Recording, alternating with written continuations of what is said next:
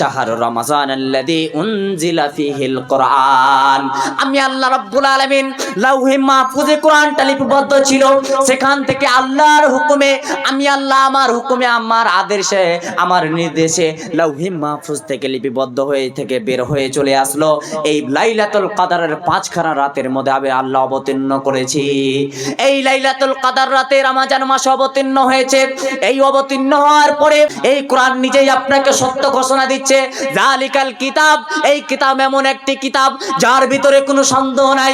যদি আপনি পৃথিবীতে অনেক বই আছে, সেই বইগুলো যদি আপনি খুলতে যান তাহলে বইয়ের শেষে লেখা থাকে এই বইয়ের ভিতরে যদি কোনো ভুল থাকে, ভুল ত্রুটি থাকে আমাকে বলবেন, আমি পরে সংস্করণে ঠিক করে নিব।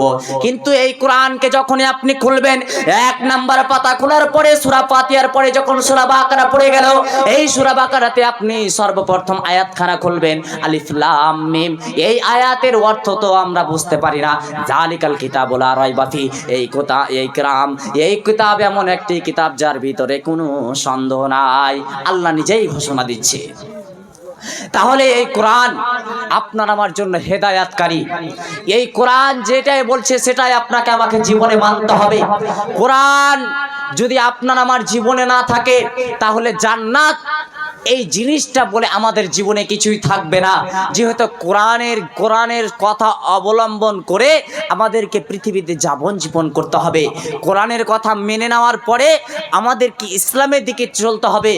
আল্লাহ রাব্বুল আলামিন যে ইসলাম দিনটা আমাদেরকে দিয়ে দিয়েছে, ইন্নাদ দীনা ইনদাল্লাহিল ইসলাম, আমি আল্লাহ রাব্বুল আলামিন এই ইসলাম দিন শান্তির ধর্মকে আমি দিয়েছি কাকে?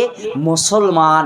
এই মুসলমান যে ইসলাম দিন পেয়েছে তার শুকরিয়া নাই, কিন্তু সেই যদি ব্যক্তি শুকরিয়া করতে যায় তাহলে সেই ব্যক্তি বুঝতে পারবে যে আল্লাহ রাব্বুল আলামিনের কিতাব কি।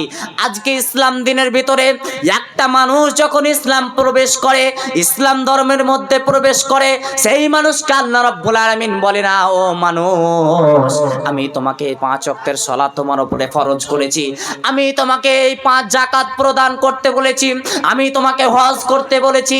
এই কথা ইসলাম আগে বলেন না। ইসলাম বলছে ইকরা বিসমি রাব্বিকাল্লাযী খালাক। আমার কালামটা তুমি পড়ে দেখো, আমার কালামের ভিতরে কি রয়েছে সেই কথা তুমি মানতে হবে।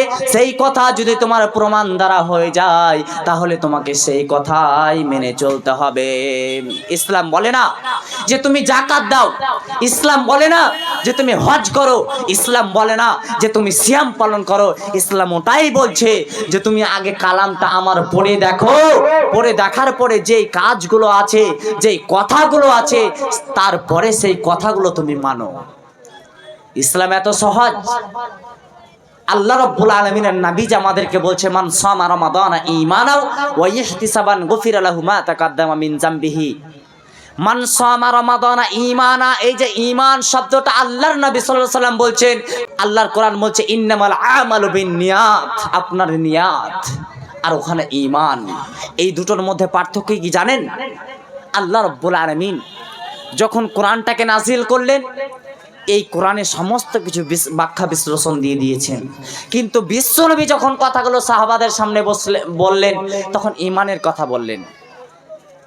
ঈমান যদি আপনার ঠিক থাকে, অমাইয়াত্তাকিল্লাহ, যেই ব্যক্তি আল্লাহকে ভয় করবে, ইয়াজআল্লাহু মাখরাজা, আল্লাহ রাব্বুল আলামিন তার মুক্তির পথ বের করে দেন, ওয়ায়ারযুকুহু, তার রিজিকের ব্যবস্থা করেন, লা ইয়াহতাসিবুন, সে ব্যক্তি কখনো তার কল্পনা করে ভাবতে পারে না।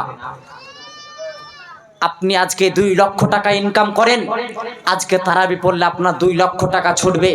জি আমি মানে, আপনি 2 লক্ষ টাকা রাতে ইনকাম করেন, আজকে তারাবি পড়তে গেলে 2 লক্ষ টাকা আপনার ধ্বংস হয়ে যাবে। ওই টাকা যদি আপনার ধ্বংস হয়ে যায়, আপনাকে কান ধরে ইসলামের দিকে কান ধরে আসতে হবে। দুনিয়ার মানুষরে আল্লাহ রাব্বুল আলামিন বলছেন, তোমরা যদি কোনো ব্যাখ্যা বিশ্লেষণের দিকে যাও, তোমার যত লক্ষ টাকা ধ্বংস হয়ে যায়, তবু আমি আল্লাহ আমার শুকরিয়া আদায় করো। কেন কেন কেন? যখন তোমার মৃত্যু হবে, মৃত্যুর পরে হতে পারে তোমার নাজাতি পুরস্কার আমি আল্লাহ দিয়ে দিব। আল্লাহর হাতেই সব। আল্লাহ মাননে বালা অত ইজ্জু মান তাশা অত জিল্লু মান তাশা বিয়াদিকাল খায়র ইন্নাকা আলা কুল্লি শাইইন কাদির। আল্লাহ রাব্বুল আলামিন ইজ্জত দেনে বালা ইজ্জত লেনে বালা। আল্লাহ রাব্বুল আলামিন যাকে চাইবে ইজ্জত দিবে, যাকে চাইবে বেইজ্জত করবে। আর আল্লাহ হচ্ছে সবথেকে বড়, আল্লাহর করতে আর কেউ বড় হতে পারে না। ভালো করে বুঝুন আজকে এই সিয়ামের গুরুত্ব কতটা রয়েছে। আল্লাহ রাব্বুল আলামিনের নবী বলছেন যে দুনিয়ার মানুষেরা রে, এই ইসলাম দিন আল্লাহ রাব্বুল আলামিন তোমাদের উপরে ফরজ করেছে। আল্লাহ রাব্বুল আলামিন সিয়ামকে ফরজ করেছে, শুধু তোমাদের উপরে ফরজ করেনি, তোমাদের পূর্বে যারা এসেছিল, তোমাদের পরে যারা এসেছিল, তোমাদের আগে যারা এসেছিল তাদের উপরেও সিয়ামটাকে ফরজ করা হয়েছিল। কিন্তু আজকে বিশ্বের মধ্যে এই রকম মানুষ শত শত আমি দেখতে পাই যারা ঈমানের সাথে ইখলাসের সাথে সিয়াম পালন করতে পারে না। এই রকম মানুষের সিয়াম পালন করার থেকে না থাকাই অনেক ভালো। যারা শুধু খাই পান করে এইটুকু মানুষ সিয়াম পালন কেন করবে? তারা তো সিয়াম পালন করে না, তারা রোজা পালন করে। এই যে আমি বললাম রোজা শব্দের অর্থ হচ্ছে না খেয়ে থাকা, উপবাস থাকা। আর সিয়াম শব্দের অর্থ হচ্ছে বিরত থাকা। যাবতীয় পৃথিবীতে লন, সুদ, ঘুষ, টাকা পয়সা, হারাম, বিড়ি, সিগারেট যা আছে পৃথিবীতে এই সমস্ত কিছু থেকে বিরত থাকবে। এর নাম হচ্ছে সিয়াম। শুধু তাই নয়, তার স্ত্রী তার জন্য হালাল।